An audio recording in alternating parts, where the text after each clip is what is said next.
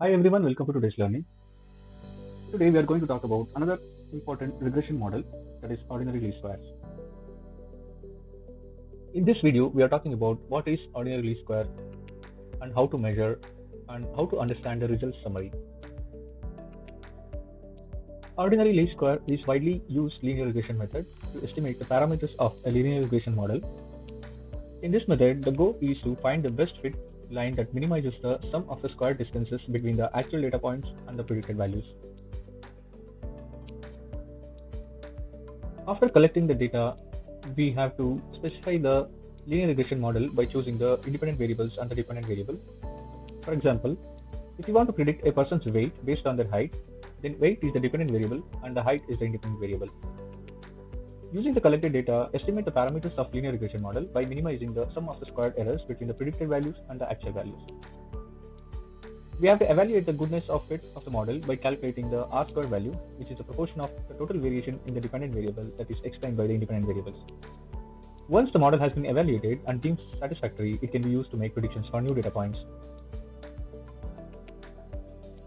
OLS assumes that the errors are normally distributed with a mean of 0 and constant variance. It also assumes that the independent variables are not highly correlated with each other. Here is the formula for calculating the ordinary least square. Basically, we have to focus on minimizing the error term, like the difference between the actual and the predicted values we have to minimize. We have shown an example in Python. Using pandas, we have created a data frame which is having height and weight as two variables. Here, height is an independent variable and weight is a dependent variable. Using stats models, we have implemented the OLS model. For calculating OLS, we have to add a constant to predictor variables.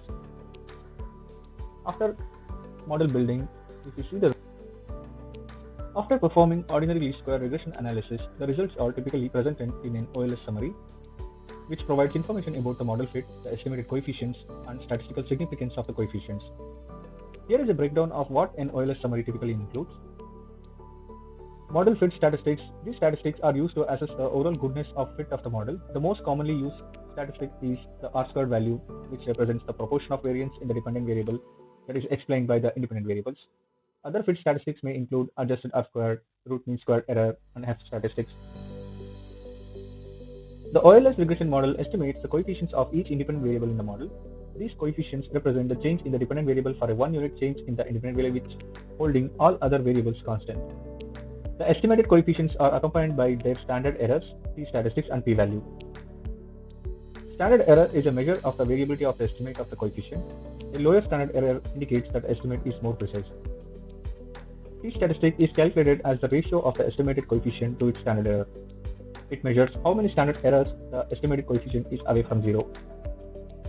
P-value represents the probability of obtaining a t-statistic as larger than the one observed in the sample. A p-value less than 0.05 is typically considered statistically significant, which indicates that there is strong evidence that the coefficient is different from 0. Confidence intervals provide a range of values within which the true population value of the coefficient is likely to lie with a certain degree of confidence. Basically, we have to look for more R-squared value and lesser p-value. That's all for today. Thank you for watching the video.